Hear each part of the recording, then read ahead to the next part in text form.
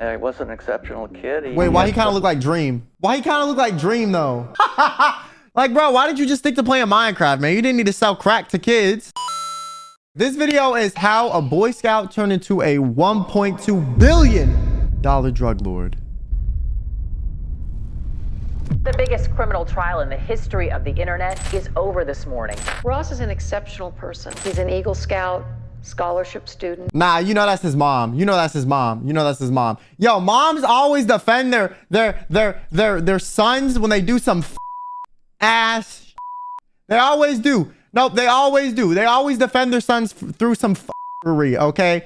And like they're my yo, he could have killed like a room full of 12 babies, Anakin style, and the mom would be like, but he was never like this. He was always so sweet. He wouldn't even kill a fly. And it's like, well, we have him on video killing children, so. And the mom's like, it has to be AI generated or deepfake. There's no way. Scientist. He is charged with and the police officer's like, ma'am, this is raw security footage. We have the metadata to prove it. a continuing criminal enterprise. 20 years.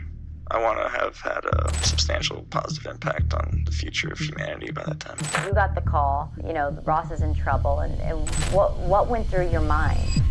Oh, that is his mom. I was right. 2013, See? Kirk and Lynn Ulbricht received some bad It's news. always the parents, y'all. I know it's always the mom. You know what? Shout out to mothers, okay? Because like if you raise someone to be a good person their whole life and then suddenly they do some crazy stuff, I think I would be in shock too if I was a parent. Found out their son, Ross, was secretly a criminal and that he'd just been arrested. It was, Okay, Ross, without the facial hair, you were looking kind of good. But with the facial, you kind of look like you would, you know, stab me if I was in the UK. You'd be like, oh, what's up in it, mate? And then I'd just be like a bomb went off in the house. We had no idea that anything like that was coming. They said Ross was peace-loving and compassionate. Damn, that dad has my hairline. Did he commit? It sounds like the plot of a movie. A U.S. man was able to hide behind a false identity, operating a sophisticated illegal drug website. Ross created Silk Road, a website where people could buy and Wait, sell. I've heard of Silk Road before. I used to be into the deep web stuff. I've heard of Silk Road before. Items like fake IDs, hacked passwords, and harmful substances. Court documents say Silk Road sold $1.2 billion worth of and illegal services in just under 3 years.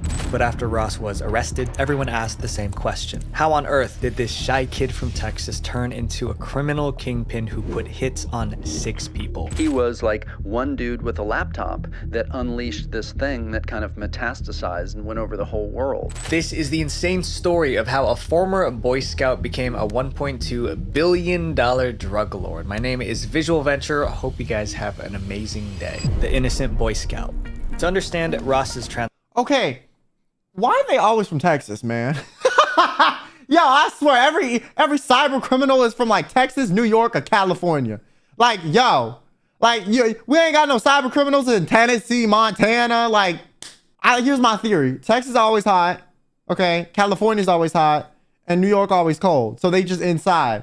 Transformation, we have to go back to his childhood. Born in 1984, Ross Ulbricht grew up in Austin, Texas, with his parents Kirk and Lynn and his sister Kala. Ross always got good grades, and those who personally knew him thought of him as a bright and smart kid. But while his performance in class was amazing, what he did outside of school was even more impressive. He's an exceptional kid. He was an exceptional kid. Wait, why he kind of look like Dream? Why he kind of look like Dream though? Why he kind of... That's what the mask is. Yo, you should have kept your internet mask on, good sir. You wouldn't have gotten caught. Just like if Dream kept his mask on, none of these crazy allegations would have came out. Qualities that are noble. As a kid, Ross was a Boy Scout. The mission of the Boy Scouts is to prepare young people to make ethical and moral choices over their lifetimes. To become a Boy Scout, Ross swore an oath to help others at all times and stay morally straight. He cares about people. Did any of y'all do Boy Scouts? What's the difference between Boy Scouts? And I did this thing. Okay, I did this thing. I don't know if y'all ever heard of it. It was kind of similar, but like it was low-key just more fun. It was like Boy Scouts if you like took away the word pretending to be good people aspect of it. You know what I'm saying? There was no like we helping the community. It was like we just getting together and doing fun shit. Okay, there was no like the helping the community, all that. Like They just stopped pretending like we were being good people. It was just the fun part of Boy Scouts. But that is where I almost got attacked by a coyote when I was like peeing at night as a kid. Like or like it was like a wolf. I don't remember which one it was. I think it was a wolf. I almost got like my ish torn up by like a coyote or a wolf when I was a kid. Cause like I was in one of those tents at night and I went to go pee. I got up to go pee at night and I saw this big ass dog looking thing. And I like freaked the hell out and I like Yo, I'm kind of glad I didn't run, bro. I'm not gonna lie. If I was running, bro, oh God, that thing probably would have chased me. I remember I like slowly backed away and like went to the tent and like woke the guy up. And then he like grabbed the gun and in the background, I just heard like a bang. And then I was like, what happened? He was like, it's not a problem anymore. Go pee over there. And he pointed in the opposite direction from the way I came from. He was like, go pee over there. I don't need you seeing this dead wolf that I just marked. You know, go pee over there, son. And I was like, okay, thanks. Yo, it was crazy. No, it was actually crazy. Like he literally marked this thing like in front of me, or like in the distance. To be fair, I feel like if he didn't, it could have attacked us in the tent, but... He's honest, trustworthy. Ross was so good that he was promoted to Eagle Scout, a position given... See, I feel like when you grow up being a good kid, though, once you get older and, like, life starts to, like, hit back, you, like, you really feel like, damn, all my good deeds amounted to nothing, so why not just be terrible? And then you become terrible. Why am I saying this? Because I've had this mental thought pattern so much growing up. Like, I was always kissing ass, being a good kid. And then when life started to just get harder and harder, I started to get sicker and sicker. I started to get used and abused over and over again. I was like, damn, what does being good do for me? I never did anything crazy, but, like, I definitely, like, bittered up a little bit, you know? I'm not as, like, oh, I'm going to be kind to everyone. You know, I'm not really like that anymore. To Boy Scouts with the best character. Thanks to his good grades, Ross earned a scholarship to the University of Texas at Dallas and majored in physics. From there, he landed a graduate school. He went to the Dallas version, though. That's the inferior one. That's the inferior one. You got to go to the Austin one, good sir. Scholarship. Actually, wait, maybe the Dallas one is the more science-based one. I don't know. At Penn State for a master's in material science. He went to a graduate scholarship at Penn State? Oh, he's smart. I scammed my way into business school. I don't even know how I got in. College is normally a good thing, but for Ross, it was the beginning of the end. Because something happened in college that erased his picture-perfect childhood and made Ross the most famous criminal in the short history of the internet. The big question is, what happened? The criminal was created. Ross's problems began when he was getting his master's at Penn State University in 2008. Back then, he worked as a research assistant and was even on track for a PhD scholarship. But everything went downhill when Ross got involved in campus discussions about freedom and liberty. The main idea was that everyone owns their body and life, so they should be free to choose how they live. In other words, as long as they're not hurting anyone, they can do whatever they want. Ross loved this concept. Really, his was more of a libertarian viewpoint. I mean, it was like, I agree, low key. What you want to do for yourself and do it. Unfortunately, Ross twisted this idea. The crypto anarchists have said, no, he's actually not a libertarian. He goes farther than the libertarians. He's more of an anarchist. He's more of a revolutionary. Ross believed that everyone should be free to buy and sell whatever they want without the government saying certain products are bad or against the law. He believed if people wanted to consume substances, they should be able to without getting arrested. You should put in your body what you want to put in your body. In Ross's eyes, this was... Okay, if we're applying the logic evenly, I see his point. But the thing is like, we know through research and studies that the substances are inherently harmful. So I feel like the government banning it is not that bad. It's like the government banning like certain food dyes and stuff. Like you don't really get much benefit from it. Like, you know what I'm saying? Like it doesn't do anything that good for you. If it was like more of like a questionable thing, you know, then like I could see it. But at the same time, bro, see, I'm with banning stuff like this, but then alcohol's legal. Like, how are you going to say, you know, someone can't do crack, but they can do alcohol? Like, let's be serious, government. Let's be serious. They both awful for you. Terrible, in fact. So, I guess alcohol's a little bit less addictive. But like, the amount of harm that has been like perpetuated through people drinking or like, you know, being like drunk in day-to-day life, drunk driving is astronomical. So if you really cared about alcohol or like enforcing this rule, I think alcohol should be banned too, in my opinion. Letting a child get their hands on crack is smart. Well, kids shouldn't have access to alcohol either. And they still do. The thing is, like, in this world, if you want to buy something that's like an illegal substance, it's not that hard to get, to be honest. You just got to know somebody, ask somebody, and you'll figure it out in like 2 to 3 steps, okay? And 9 times out of 10, the police are not arresting people that buy stuff. They're arresting people that sell it. Because it's more worth their time. Because then they can stop a lot of people from buying it. You know? Because if one can kill you faster than the other. I just think if we're applying the rule that like you shouldn't allow harmful stuff, then alcohol should be banned too. That's my opinion. Alcohol has no positive. The only positive we have from it is that it's been so socialized into our society that people think it's okay and think there's benefits. But in reality, it's literally just poison. You know, what it meant to be a free individual. That's when Ross decided to challenge the system and do something to help people make their own choices, however they individually saw fit. Well, that's what he thought he was doing, but his ideas would lead Ross down a dark path. I'm not saying you can't drink or whatever. I'm not saying it's bad. I'm just saying if the government cared the same way they did about other stuff, they would ban alcohol. You know, it's more than just like we care about this. There's also like, we're paying you, you know, money every year so you don't ban this thing, and you know, his life and the lives of those around him. I just wanted to change the world.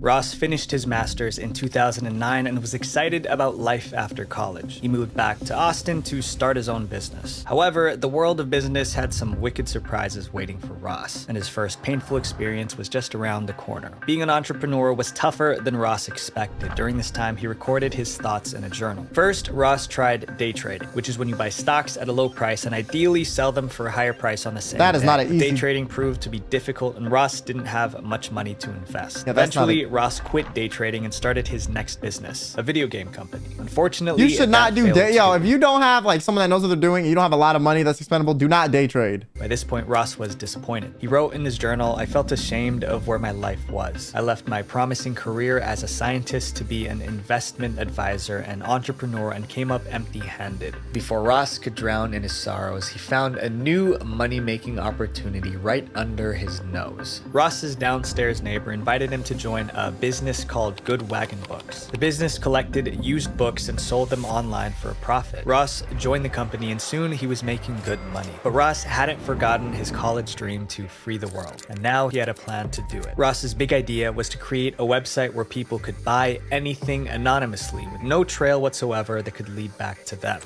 Log into the site, browse or search for whatever services they want, and then anonymously pay for it through Bitcoins and have it sent to whatever location they want. Ross learned to code and started building the website to make sure the police couldn't trace the site back. Bro, I'm not gonna lie, you learning how to code in your first website is an illegal website that you successfully make that makes stuff untraceable is kind of impressive. Like, you know, all things aside. Back to him, Ross put the website on the dark web, which is a part of the internet that's made up of hidden sites you can't find through conventional web browsers. Anything that you send through this internet is completely encrypted and nobody knows. How do they do the shipping for all But this? there was an issue of payment. If customers paid with their credit cards, it could be traced back to them. So Ross Bitcoin. made the site only accept Bitcoin as payment so that all transactions were encrypted and hence untraceable. You know, in cybercrime, you go after one, the IP address and trace it through the network, or two, you go after the cache. And this one kind of blocked both. Although he had to keep it a secret, Ross couldn't resist the urge to brag a little bit. So he went on his LinkedIn profile and wrote, "I'm creating an economic simulation to give people a first-hand experience of what it would be like to live in a world without the systemic use of force." After months of writing code, Ross was ready to launch. In early 2011, at 26 years old, he put the website online, calling it Silk Road. The name Silk Road comes from a historical route that allowed traders to move goods between Asia and Europe safely for over 1,500 years. Ross wrote in his journal, "I'm creating a year of prosperity and power beyond what I ever experienced." Why would you brag about your crimes, dummy? How did you go to school, get scholarships, be on a pre-doctorate degree that you could have gotten a scholarship for, and then we're smart enough to code your own properly double encrypted website, okay? And then be dumb enough to brag on your personal blog with your name attack that you made the goddamn website?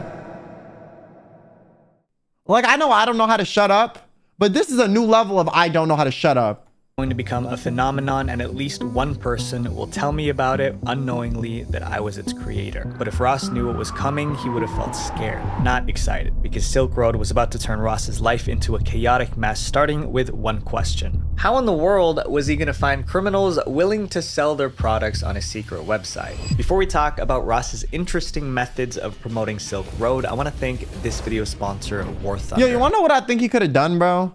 Like, he could have just made like, well, that's kind of hard actually, because like if you see an ad for like a, oh, you can sell anything here illegally, like, yo, most of the time a lot of websites on the dark web are like fake. Okay, it's just so the feds can find people. War Thunder is a lot of them are actually just fake, so you can find the feds. The genius marketing strategy. Ross didn't know what to do, but needed to attract buyers and sellers fast without drawing attention to himself. Running digital ads was definitely not part of the plan. But then Ross came up with an idea so creative, it made him look like a marketing genius. Ross didn't want anyone to know he created Silk Road, so he decided to promote it as if he were a customer. Using the name Altoid, Ross made posts on internet forums pretending to be a regular guy who'd heard about Silk Road. He wrote, "I came across this website called Silk Road. It's a Tor hidden service that claims to allow you to buy and sell anything." Wait, I really thought what he did was going to be way more groundbreaking, but like, this is like, not, yo, listen, this is just how you promote yourself on Reddit, bro. Like on Reddit, you just got to pretend you're not yourself, because no one on Reddit likes it when people self-promote, but people self-promote on Reddit all the time by doing this. Anonymously. I'm thinking of buying off it, but wanted to see if anyone here had heard of it and could recommend it. His plan worked, and people from these forums trooped to Silk Road to check it out. In the beginning, the only product on Silk Road was mushrooms Ross had grown himself. A few days later came the first sale, then more. Pretty soon, other vendors started listing their products on Silk Road too. Bill, not his real name, is a vendor on Silk Road who posts to customers in Australia. The products were organized under categories with sellers from more than 10 different countries. And he would just take a cut of the money? Business is good. Australian traffic is, doubled, tripled, quadrupled. There's more vendors now. There's definitely more buyers. Ross had a booming business, and it even got to the point where he began creating seller guides to ensure products were free from detection. Buyers could even give sellers a rating after receiving their items. It was the first of its kind, and people sought it out. They realized that this was a new way to do basically like illegal e-commerce, essentially. But before Ross could celebrate, he was hit with a bigger problem, one involving someone Ross deeply cared about, his girlfriend. Ross met Julia Vi when they started dating at Penn. Yo, okay, two theories. Girlfriend's gonna rat him out, okay, or girlfriend is going to somehow get caught up in this, and someone's gonna be mad at him and use his girlfriend as like a bargaining pawn and like take her hostage or something crazy to get back at him. State University. She was a freshman, he was a grad student. They were so close that when Ross got his master's degree and moved back to Austin, Vi left school and moved to be with him. However, it started to fall apart when Ross told Hell no! Yo, girls in my chat, ladies, 70% of y'all, listen, this is proof right here, okay? Listen, don't throw away your promising career for a dud, all right? Don't do it! Don't do it! Julia about Silk Road. Julia hated the idea and was worried Ross could get arrested. But before they could solve the first issue, Silk Road caused another one. As he worked on Silk Road, he began spending more and more time in their bedroom on his computer practically 24/7. Julia said, "A lot of times I was just angry at him because I wanted to go out. I wanted to have fun, and he was like, 'Julia, that's a waste of time.' Eventually, Julia couldn't take it anymore, so she broke up with Ross and moved out." Julia later said, "Probably one of the main reasons why we broke up was because I felt like he put this insane pressure on me to keep this insane secret." Ross was heartbroken, but he didn't have time. Oh, he gonna do some crazy stuff. Okay, wait, no, he's not gonna do some crazy stuff? Oh, I thought he was gonna be like, I'm stalking her. To feel sorry for himself, because someone who knew about Silk Road was about to expose the secret website to the entire world. And doing that would put a target on Ross's back, turning from a nobody to one of the most wanted men in America. In June 2011, a blog called Gawker published an article about Silk Road that went viral. Suddenly, millions of new customers were visiting the site. Yo, you know the guy who wrote that article got threatened. You know the guy who wrote that article got threatened. Users use the impossible to trace website, which sells forged documents and even hitmen. It's called the Silk Road. Well, you can Ross hire wrote in his hitmen? journal, Listen, Ross, I thought your method was if no one harmed people. Hiring hitman is not a net. There's a net negative for that. Silk Road got its first press, the infamous Gawker article. You can see right when it happened. I ain't gonna lie. Why all these websites that are news sources and publications like have like some term that's also like very like sexual in nature? Like we got the BBC and we got Gawker. Like yo, like no, yo, what is up with these media sites and this pattern I keep seeing? I swear to God. I could probably think of another one too. But I'm not, it's just not off the top of my head. Like, been a huge spike in signups. Just look at some of the 13,000 items offered through that underground site. But the publicity came with a downside. Silk Road was now on law enforcement's radar. Ross wrote in his journal, "The US government, my main enemy, was aware of me, and some of its members were calling for my destruction." Ross was feeling very anxious, but soon his anxiety turned into confidence, because Ross was about to meet someone who'd teach him everything he needed to be a real criminal. Ross was about to get his very own crime coach. Ross met a man called Variety Jones on the Silk Road website. They have crime coaches? Yo, at this point, just learn a legal ass skill. What the fuck? Jones was older, more experienced, and became a mentor to Ross. Variety helped we got Ross crime improve coaches, Silk but you Road can't learn how to security, legally do boost stuff. Sales and grow the business. Ross wrote in his journal, "Variety Jones has helped me see a larger vision, a brand that people can come to trust and rally behind. And it's been amazing just talking to a guy who is so intelligent and in the same boat as me." By 2012, the crime Ross coach is a Fed. officially hired Variety Jones as The his crime coach gotta be a Fed. It has to be a Fed. Sometimes paid Jones as much as $60,000 per session. But the most important thing Variety Jones did was help Ross create an alter ego. Jones suggested that Ross adopt the name Dread Pirate Roberts from a character in the Princess Bride movie. In the movie The Princess Bride, nobody had ever seen the Dread Pirate Roberts. He was more fiction than fact, a phantom. It was the perfect moniker for an online lord. Ross loved the concept, and soon He looked like Dream low-key, does he not? Like, bro, why didn't you just stick to playing Minecraft, man? You didn't need to sell crack to kids. New name official. February 5th, 2012. The Silk Road Administrator made an announcement. Drumroll, please. My new name is Dread Pirate Roberts. Thanks to his new alter ego, Ross felt like a different person when he was running Silk Road. However, becoming Dread Pirate... I'm gonna be honest, like, having a different name and, like, it being some, like, weird... Yo, I swear to God, hacking groups and hackers have the dumbest names, bro. Like, bro, like, they have the dumbest names ever, okay? And the thing that makes it funny to me is, like, how does that make you feel different? Roberts pushed Ross deeper into the dark side. Now that the FBI, DEA, and other agencies were hunting him, Ross was more paranoid than ever, so he took extra security measures. For instance, when Ross hired remote workers to help him manage Silk Road, he demanded they scan their real driver's licenses or passports as a loyalty test. He also added strong encryption to his computer and applied for citizenship in countries that would hide him and his millions. Nah! Oh God, he should have just moved, bro. But while Ross was being extra careful, some of his employees weren't. And soon, one Silk Road employee would mess up. I knew it was gonna be one of the employees. And it would make Ross so mad he crossed a line he would never cross before, turning to the dark side. I knew it was gonna be an Curtis employee. Clark Green was a Silk Road employee who got himself in serious trouble. In January 2013, Curtis was arrested in a sting operation by the DEA. Because the more people you have in the kitchen for a criminal thing, the more potential ins and doors the FBI has.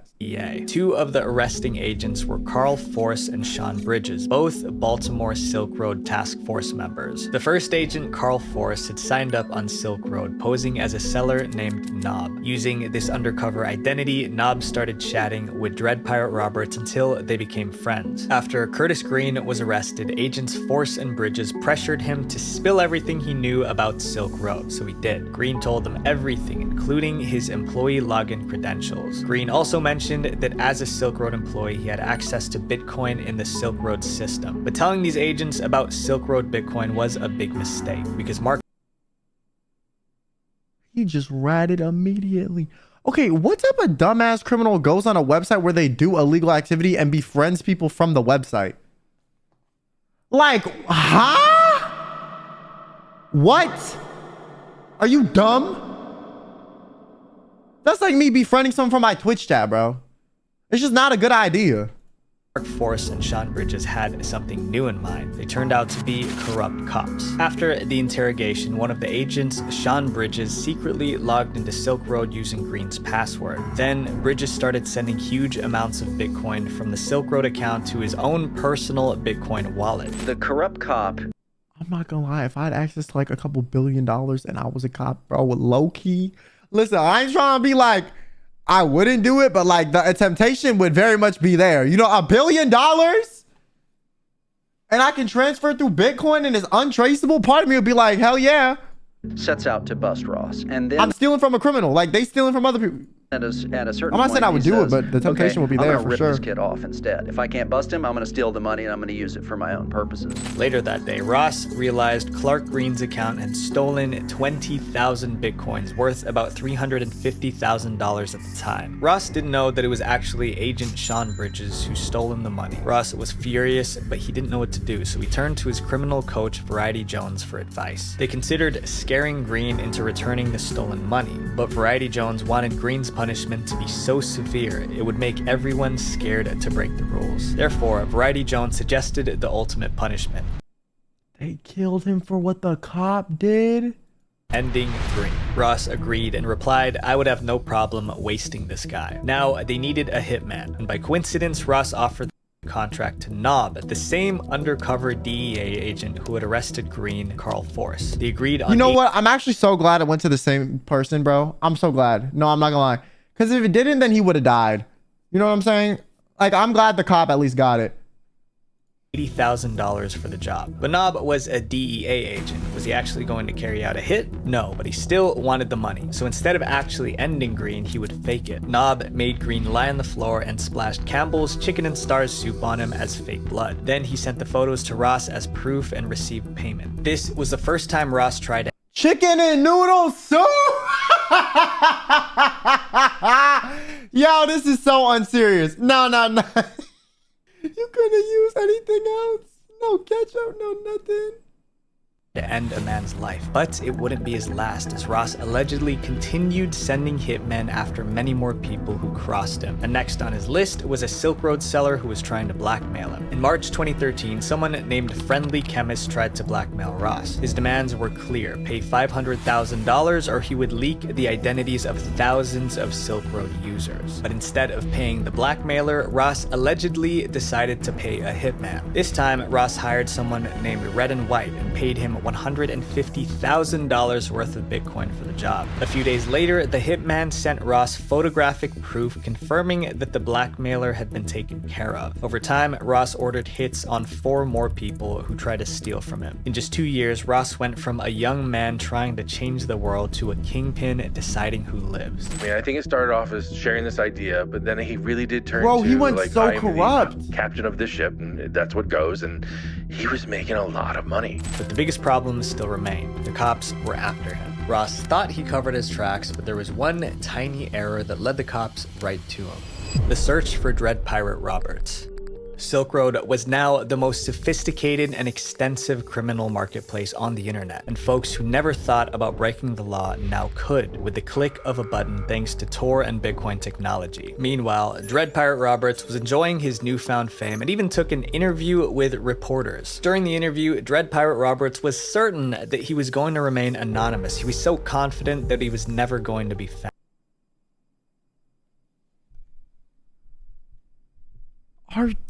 Like I say, bro, most of the time when criminals get caught, it's just because they're being dumb. Like, they just have an ego, or they think they're invincible, and they don't move carefully because they haven't been caught for so long, bro. Like, that is so incredibly stupid. That is so— imagine being the reporter that outed him. Like, you'd get so much notoriety for that. Of course they're not going to keep your secret.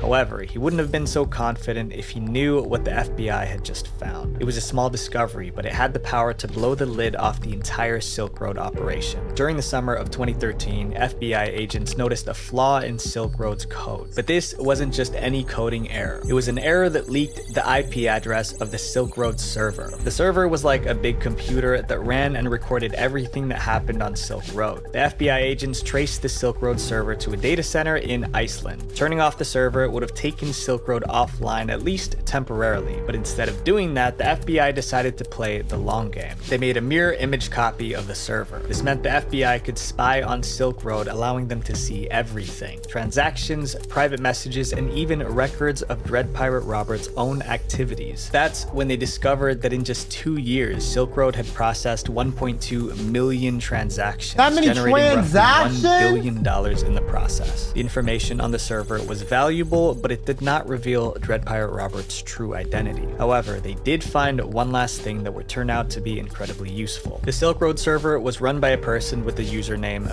Frosty. We had a computer that we knew the admin. Yo, imagine being like the random like VPN network or like server hosts in like Iceland that just like has no idea that they're the one being used for all this crazy stuff because they probably have like a no logging policy or something. Computer called from a computer called Frosty. You lose like your biggest customer overnight and have no idea why. Frosty was he was the main admin coming into Silk Road all the time. But while the FBI was still trying to put the pieces together, someone else had already figured out who Dread Pirate Roberts truly was, and he solved the mystery with only 3 clicks on Google search. Gary Alford was an IRS investigator with a simple strategy. He wanted to find the first time Silk Road was mentioned online. He figured someone must have told other people about Silk Road before it got big, and that someone was Bro, you're trying to tell me when he used the anonymous form, he didn't use a Tor browser and a VPN and a VM or anything, and so that's how we get caught? Bro, you can't be that dumb. That was your first step. That's when you should be the most careful. Dread Pirate Roberts or someone close to him. So Gary entered Silk Road onto Google and discovered a post from January 2011 on a Bitcoin forum. The post was written by someone called Altoid, who described Silk Road as kind of an anonymous Amazon.com and gave steps on how to find the website. Altoid also made a similar post on shroomery.org. Remember, these were the posts Ross made in his marketing plan to grow the website. Gary made a note that Altoid was the first person to talk about Silk Road online. Next, Gary decided to check out some of Altoid's other posts. He found several, however, one from October 2011 stood out. In that post, Altoid was trying to recruit programmers to work in a Bitcoin startup company. This was interesting because Silk Road could be considered a Bitcoin startup. Although this was all good stuff, it was the last part of the post that blew Gary's mind. It said, if interested, please send your answers to the following questions to rossolbricht@gmail.com. Gary was Bro, you had a degree. You were getting your master's. You were smart enough to code your own website that had end-to-end encryption on the dark web to make transactions for illicit illegal activities that was so secure that no one could catch you. And you didn't make a dummy account when promoting yourself on these forums. You used your account that you've used for other stuff. Was looking at the name of a real person, Ross Ulbricht. However, Gary wanted more proof, so he browsed the web for more information about Ross Ulbricht. His search led him to Stack Overflow, a website. Like, bro, when I got into my old job, I made dummy accounts for video games. And you didn't make a dummy account for the damn post you had promoting your illegal website?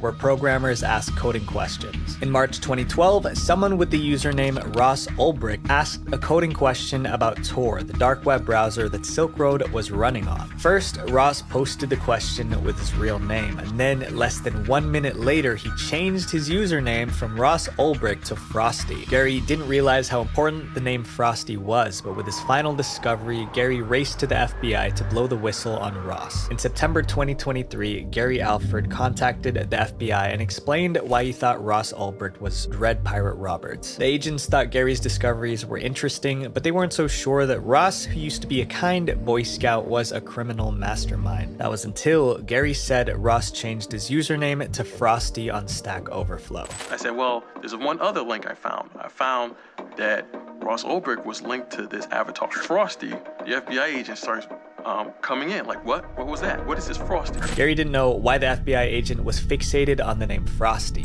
So I explained to him that's just the avatar he used. You know, I thought it was kind of strange he was asking this question, but then he says that is the name of the user that operates the site, Frosty. The agents began to think Gary might be right. The FBI looked into Ross's life and found more proof that he might be Dread Pirate Roberts. They even found Ross's LinkedIn post where he announced, "I'm creating an economic..." Bro had an ego before he had a reason to have an ego too. He was bragging about his illegal activities before they even happened. Like, bro, how you bragging about something you ain't even done yet? Simulation to give Nah, people I'm like, first-hand listen, I'm glad he got caught, but I'm low-key tight how dumb he was. Like, if I was you, bro, I would have done this way better, okay? I know that's a crazy statement to make, but like, some of y'all you're in good positions, and you just do some of the dumbest crap ever. Dumbest crap ever, okay? Like, dumbest crap ever. It's like those YouTubers that try to date their fans in DMs. I'm like, bro, you had it all, and you decided to really do this thing, this low-ass activity. Like, you couldn't date anyone else. Like, you didn't have the capability to literally date anyone else. You had the money. You had some notoriety. You had like a decent life. And then you decided, why not just date my fans? Because you. Like, bro, if I was you, I would have done what you did so much better, because I wouldn't have dated my fans, or I wouldn't have effed up on this thing. I honestly don't think I'm smart enough to do this illegal stuff, though. Like, I don't know how to code like that. I just knew how to like hack stuff. And most of hacking is just like playing mind games with people. Experience of what it would be like to live in a world without the systematic use of force. Even though the FBI believed Ross Ulbricht was Dread Pirate Roberts, they still needed solid proof. They needed to catch him red-handed with his fingers literally on the keyboard. They needed to do it fast before... Oh yeah, they do need to do that for internet stuff, bro. Like, even if it's at your home address, like, that isn't enough for cybercrime, which is crazy, because in litigation, you could always say like someone else was on the computer, and they can't prove or disprove that. Ross discovered they were onto him and disappeared. Time's up. Within 10 days, the FBI got Which I get, but it's like kind of a gray area. Then they headed to San Francisco, where Ross lived under the fake name Josh Terry. The clock was ticking, and they still didn't have a plan to catch him red-handed. The FBI put surveillance on Ross to monitor his daily habits and movements. Of course, they needed to arrest him when he was logged in as Dread Pirate Robert, so he wouldn't be able to claim innocence. Finally, the FBI came up with a plan, but it was risky because one mistake could allow Ross to lock, encrypt, or even smash his laptop, destroying the evidence they needed. On October 1st, 2013, plain-clothed FBI agents followed Ross into a public library. It was a quiet day. There was quite a few users in there, but as it being a library, it was pretty quiet. Ross sat in a corner and pulled out his laptop. He didn't... In a library? With like security footage and stuff? Realize many of the random folks at the library that day were undercover FBI agents. There was a team of... Like, I think he's too paranoid to do it at his residence, but here's the thing. You could do it literally anywhere else. You could just be in a car outside of the library, or in a car by like a McDonald's and use their, like, you know what I'm saying? Like, you could literally do anything else. Or go somewhere where there's private rooms that has Wi-Fi. Go to a hotel. You know, like, you could do so much stuff. You were making billions of dollars. You could have rented a hotel room. You know what I'm saying? To be fair, the hotels don't have you access to internet, make you sign into things, and I think this might be why. FBI agents. There's still a chance of cameras being outside though, but the security cameras are not advanced enough to see through a car window into your car and see what's on your laptop. And they wouldn't even think to check that unless they had proof that like he was going there regularly. A place to be able to get the laptop and effect the arrest at the same time. The agents wanted to make sure that Ross was logged in as Dread Pirate Roberts before the arrest, and they knew exactly how to make that happen. A few months earlier, the FBI had arrested a Silk Road employee named Cirrus and taken over their account. As a Silk Road employee, Cirrus had a direct line to Ross, so the agents used Cirrus's account to send Ross a message on Silk Road, tricking him into logging into the site. Cirrus asked Ross, "Can you check one of the flagged messages for me?" Ross replied, "Sure, let me log in." The agents watched Ross as he tapped on his keyboard, accessing Silk Road. A few seconds later, two undercover agents inside the library... You know, maybe he wasn't originally going to use Silk Road in public, and this tricked him into doing it, but I still feel like, damn, bro. Be a little bit more, like, proactive. I don't know. Started to fake it. This is why doing illegal stuff sucks, because, like, you got to, like, be careful with everything. Like, damn. I can't even log in no free internet. Like, I don't even like free internet now. I'll use a VPN, but like, that's not because I'm doing illegal stuff. It's just because I want people like getting to mine. Distract Ross. The fight was so loud that Ross turned his head to see what was happening. That was an opportunity the FBI needed. While Ross was staring at the fight, another agent came up from behind and grabbed Ross's laptop. From the corner of his eye, Ross saw his laptop being lifted and tried to grab it, but before his hands could reach the laptop, another agent came up from behind and bear hugged Ross tightly. I think he initially thought he was being robbed of the computer, but then once identifications came out, he understood what was happening. The FBI agents checked the laptop and heaved a sigh of relief. Ross was signed in to Silk Road. It was Dread Pirate Roberts' account. The laptop had a treasure trove of evidence, fake identities, chats, even Ross's personal journal. The FBI shut down Silk Road immediately. News of Ross. Is this real? I wanted to ask, anyone know if is this actually what they show on the websites? I feel like if they were smart, they would just keep it operating and catch more people, if I'm being honest with you. Immediately. News of Ross's arrest spread like wildfire. The FBI today shut down what it's calling the most sophisticated internet site in the business. The secretive Dread Pirate Roberts was arrested in the most unlikely of places, this local public library in this San Francisco neighborhood. Ross was slapped with multiple charges, including money laundering, conspiracy, and engaging in continuing criminal. How do you launder like $1 billion though? Like, I'm not gonna lie. Like, listen. I'm not a criminal, so I don't really know how laundering works, and I don't know how you do it. But $1 billion must be a task and a half, bro. Like, you gotta have like 4 businesses, bro. Enterprise. But Ross wasn't going down without a fight. He said he wasn't guilty, claiming he was framed. If the US government wanted Ross in jail, they would have to win a tough courtroom battle to put him there. Prison life awaits. But how can you be framed? Like, the government had access to your... January 2015. Ross's lawyers claimed that he was being set up as the perfect fall guy for the true owners of the website. His defense team claimed he created Silk Road as a harmless economic experiment, but gave it up after a few months and handed it over to other operators who later framed him. Ross explained that the person who took over the site was the real Dread Pirate Roberts. He also denied making money from Silk Road or putting hits on 6 people. Ross was so confident in his defense that he turned down a plea deal. He was offered a deal at a certain point and he turned it down because I think it was 10 years. Ross's lawyers argued that people who run websites shouldn't be blamed for the bad things others do on their sites. They also accused... Okay, first of all, if a plea deal is 10 years, you had to do some crazy shit. I ain't gonna lie, because murder is like 20-something years to life. So that's half of a murder charge for a deal. That's crazy. Accused the FBI of breaking the law to find the Silk Road server. They have not said how they found the Silk Road server, what methods they used. This is required. And if you don't say how, then how do you even know the evidence wasn't fabricated? Ross's lawyers made good arguments, but still there was a mountain of evidence against Nah, his mom falling for it too. The prosecution presented everything they found on Ross's laptop, including his journal, which referred to his actions running the site. They also showed more than $13 million in direct transactions from the Silk Road to Ulbricht's wallet, proving Ross did profit from Silk Road. But surprisingly, the prosecution couldn't find any evidence that the hits Ross had ordered were actually carried out, so they couldn't charge him for that. But that doesn't mean Ross didn't put lives in danger. The prosecutors talked about 6 Silk Road customers whose lives have ended because of the substances they bought from the site. The parents of these victims showed up to testify against Ross. On February 5th, 2015, Ross was found guilty on all 7 charges against So him. 2015 is when I started YouTube. Damn, he was arrested before I even started YouTube. It's crazy. Yo, Ross, if you watching this, listen, I didn't make this video. Don't you know what I'm saying? Don't hack me, all right? All that remained was for the judge to decide how long Ross would spend behind bars.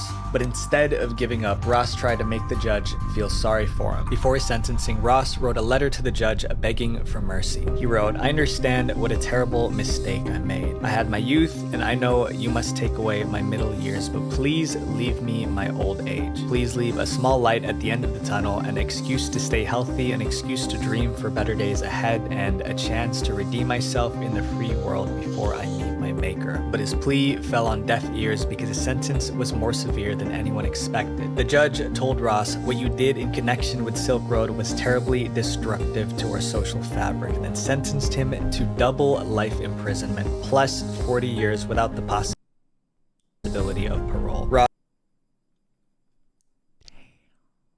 This judge wanted him to have no chance, bro. double life imprisonment is crazy. Then they're like, double life wasn't enough. Plus 40 years. And then no parole. I feel like sometimes judges be making sentences up just to be like extra petty. Cause like double life plus 40, like come on, man. Double life plus 40. Like there's no technicality where you need the plus 40. You know, it's not like they have like math of like how parole allows certain things or whatever. Like if there was like a formula for like this life sentence, you can get this much parole max or something, I would get adding these petty things. But this was just petty. This was pure pettiness.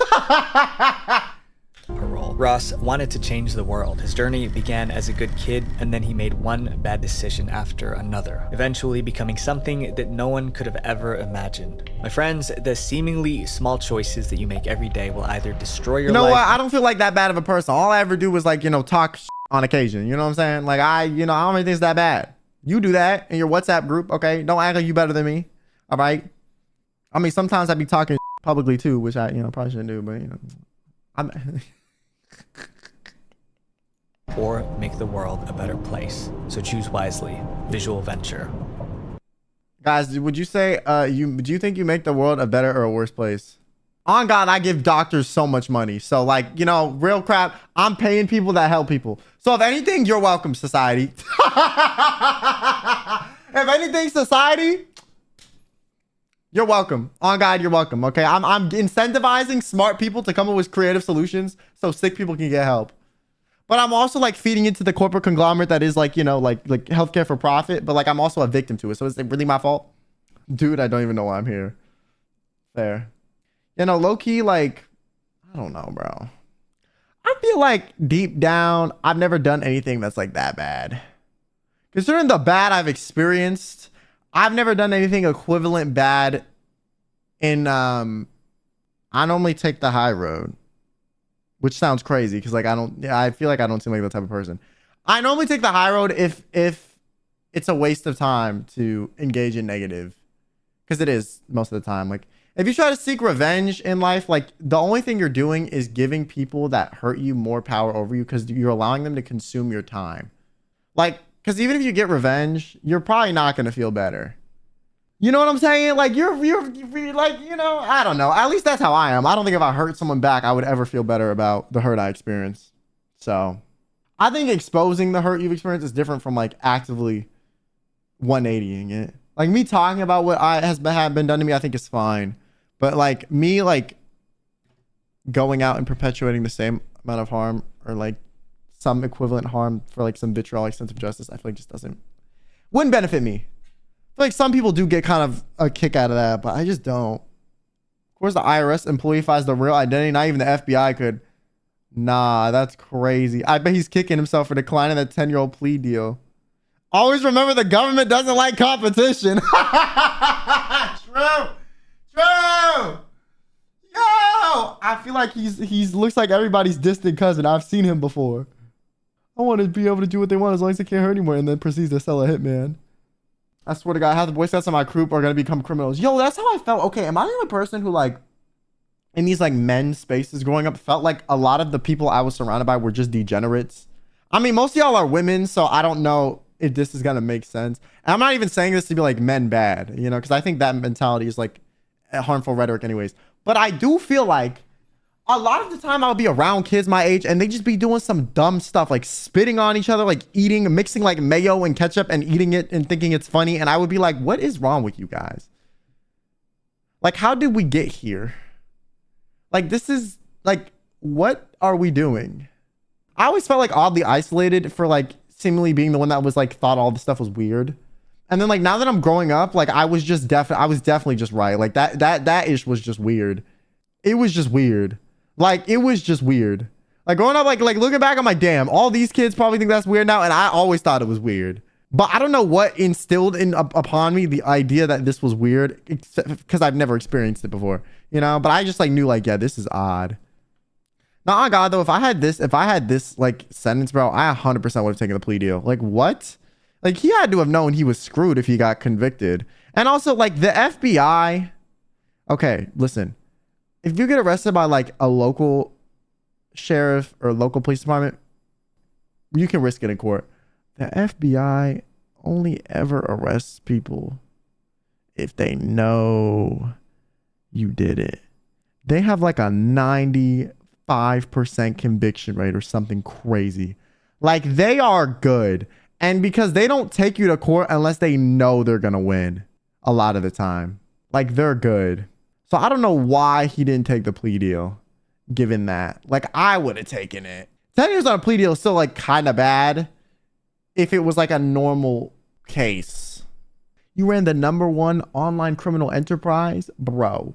You had to have like some sense, like a little bit. But also you like typed the ad for the form for this website and asked questions under your real name. So you clearly weren't that bright. Like, you could have put into like chat GPT, like, is this a good idea? And it would have been like, no.